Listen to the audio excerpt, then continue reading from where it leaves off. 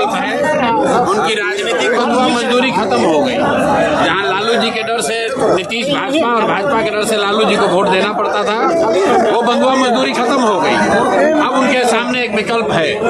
अब अगर लोग 11 तारीख को जाकर 6 और 11 तारीख को ठीक से वोट देंगे और जो रास्ता बताया गया है वैसे वोट देंगे, तो राजनीतिक बंधुआ मजदूरी के साथ साथ उनकी आर्थिक बंधुआ मजदूरी भी खत्म हो जाएगी। उनके बच्चे मजदूर बनकर बिहार से बाहर नहीं जाएंगे। यही जन स्वराज का संकल्प है। इसीलिए 3 साल पहले ये प्रयास शुरू किया गया था और ये प्रयास तब तक जारी रहेगा जब तक कि बिहार देश के 10 अग्रणी राज्यों में शामिल न हो जाए। आप स्ट्रेटजिस्ट हैं तो पार्टी अर्श पे है या फर्श पे है? अभी तो आप और हम सब फर्श पर ही बैठे हुए हैं। फर्श पे अब जब जनता जिस दिन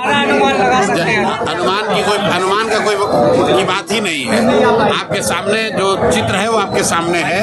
आप देख लीजिए, हर वो व्यक्ति जो जिसने जन स्वराज की बात सुनी है वो जान रहा है कि उसको क्या करना है। उसको बदलाव चाहिए। जन स्वराज में हम लोगों ने कहा है कि बिहार में 60% से ज्यादा लोग बदलाव चाहते हैं और लोग के पास बदलाव का 2 ही विकल्प है। या तो पुराने वाले जंगल राज को वापस लाइए या फिर एक ईमानदारी से किए गए प्रयास से बने हुए जन स्वराज के साथ जुड़िए।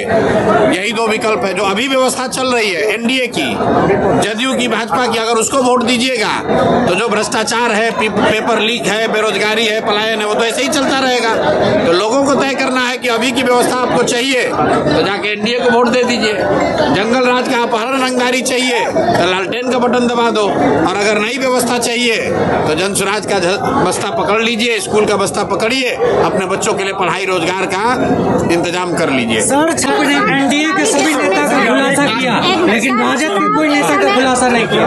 ऐसा है कि राजद के नेता भ्रष्टाचारी हैं, अपराधी हैं। उनके शासन को जंगल राज हमने नहीं, कोर्ट ने कहा। लालू जी पर केस हुआ, मुकदमा हुआ, जेल गए, कानून के तहत अब वो चुनाव भी नहीं लड़ सकते हैं। तो बिहार की एक जनता ये जानती है कि राजद के जो लोग हैं ये अपराधी प्रवृत्ति के लोग हैं, ये भ्रष्टाचारी हैं, सरकार में आएंगे तो गलत ही करेंगे।